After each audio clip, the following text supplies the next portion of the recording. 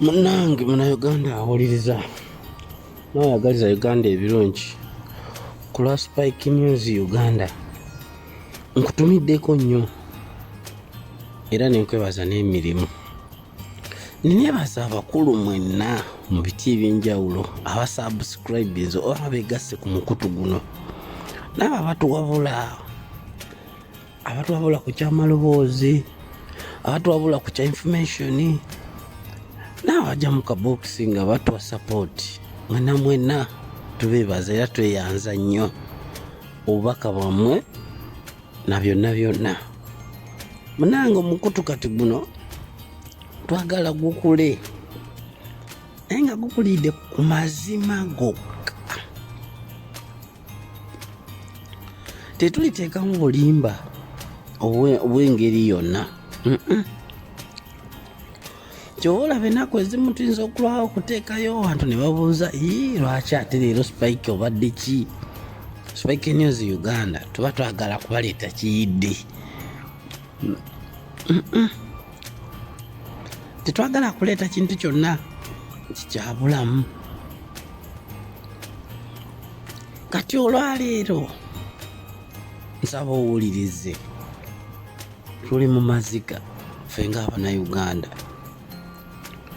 Uganda twabaki okuva January mpaka December bantu kufa. Mukama, ebiwoobe bijjudde enzija z'abantu. Okuva January omwaka guno bukya gutandika, okuva omwaka guli jjukira November abantu bwe bakubibwa amasasi misana, ne tuva mu kubwa amasasi ne tudda mu zidroni ne ziwamba be ziwambye,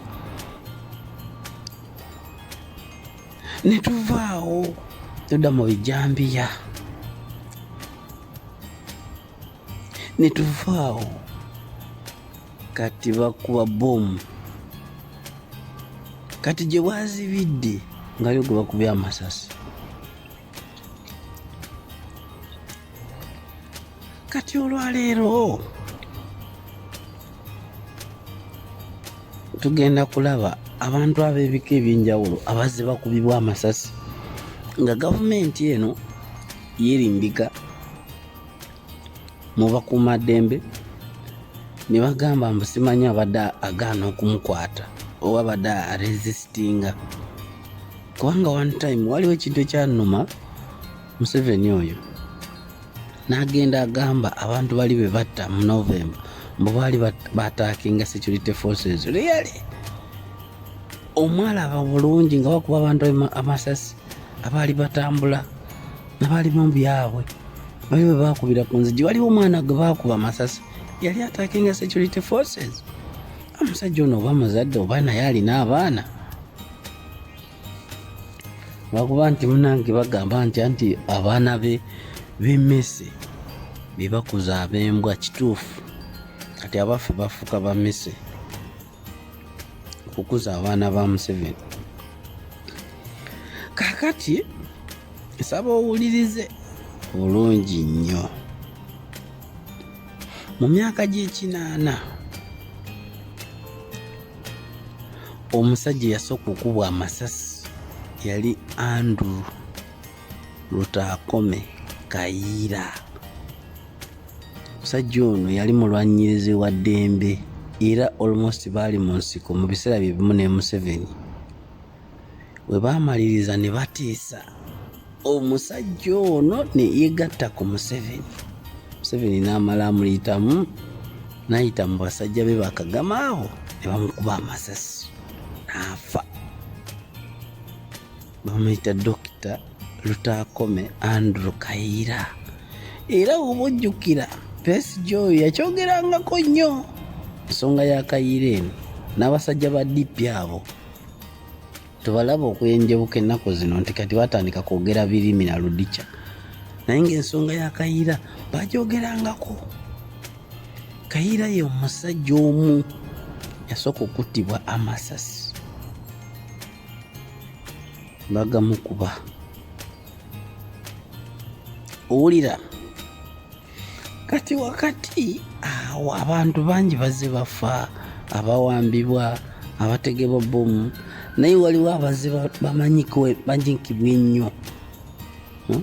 Ojjukira omwami gwe baali bayita Ssebulime mu nsonga za Nantaba, naye baali bamukutte bulungi ne poliisi nemukuba amasasi ng'ali ku mpingu. Ssebulime yakubwa bukubwa masasi. Ekituleeseza puroguramu eno olw'omwami ono omusiraamu simanyi Abbas Kirevu eyakubiddwa amasasi, kwe kwagala okubajjukizaamuko abamu abatinye ennyo ku nkumi n'enkumi z'abantu abazze battibwa masasi. Tugamba leero tugenda kutunula kuba amasasi, tetwagala kulaba bano be batomera n'emmotoka, be bawa obutwa, be balongosaamu ebibumba. Tuli kuba amasasi. Ssebulime tumumaze ne Andrew Kayiira. Mujjukira omwaka gwa 2020 mu biseera bya kampeyini, Zebra Mondo Bokisa naye yakuba bukuba amasasi. Abasajja abo ne bavaayo ne bagamba ensi mbu yabadde mutujju. Imagine yakuba amasasi nafa.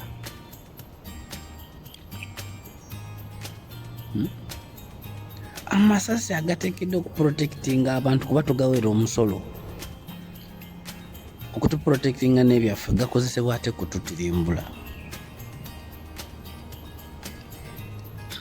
Mondo Zebra yafa ki? Abajjukira omukyalo omulamuzi gwe baali bayita Joan Kagezi bamukuba amasasi mu bitundu by'Ekireka. Yali mulamuzi yakubwa ki? Masasi. Ndi kujjukizaamu erisiti entinye ennyo kwabo Bannayuganda abazze battibwa mu mbeera y'ekyeyonoonero. Ate mu bano temuli batemiddwa bijambiya, temuli baweereddwa butwa, temuli baki, naye tuli kubakubwa amasasi. Ate era abatini Joan Kagezi mumujjukira. Kati awo ne wabeerawo abasajja abasiraamu. Waliwo omusajja gwe bayita Sheikh Abbas Kiria oba mumujjukira, naye bamukuba amasasi. Wabaayo omwami gwe bayita Sheikh Dakitulu Mwaya naye masasi, bamukuba masasi.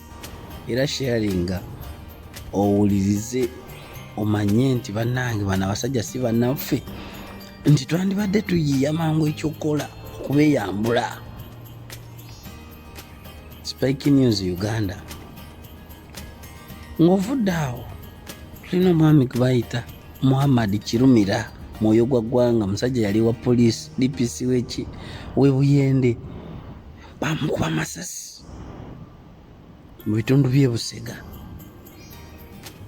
n'afa n'azikirira.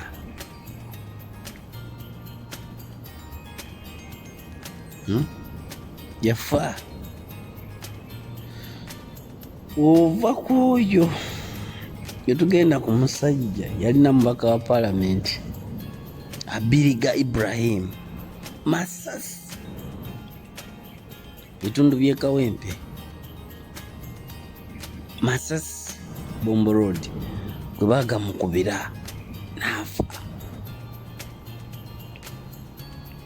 Wongowolese Abiriga ebbali tulina omwami gwe baali bayita Andrew Felix Kaweesi, yali IGP, yafa masasi bagamukuba. Omulembe gwe gumu kyokka mu bbanga etali lyewala, ebiseera eby'omudiringano masasi. Naye teri lipooti evaayo, teri kunoonyereza kuvaayo. Omusajja n'avaayo n'ayogera ng'abalaata nti abayeekera. Manyi obulumi bwoleka ku mitima gy'abantu ng'oli omutidde omwana we, omutidde omwagalwa we, omutidde ebbaawe. omutidde mukwano gwe, omutidde owooluganda lwe, novaayo n'okinambuka nti abo abadde bayeekera babadde baatakinga security forces. Nga tuvudde ku Ibrahim Abiriga ne Andrew Felix Kaweesi, Kazini James Kazini naye yali musajja w'amagye, ye baamukuba oba baamuwa butwa oba baamukuba ki, then bamala bagamba mbu omukyala yamukuba omuggo. Abajjukira omukyala gwe bayita Niretalu mukuba n'afa.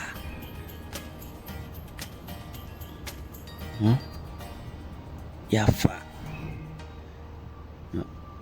Tugenda kusembyayo noono bamuyita Muhammad Kigundu, omwami ono naye yali meja, simanyi yali general, Bamama Fiina Masasi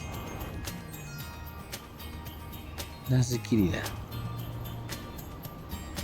Lisiti mpanvu nnyo naye tujja gikutulakutulamu, naye tujja kuleeta seri endala, naye tusinga nnyo okwagala kutunula kwaba kubiddwa amasasi.